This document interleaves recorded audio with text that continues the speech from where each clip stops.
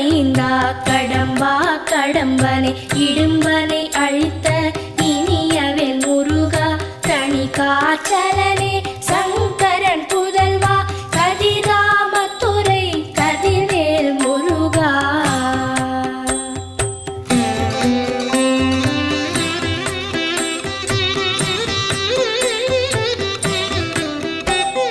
பழனிபதி வாழ் பாலகுமாரா ஆவினன் குடிவாழ் அழகிய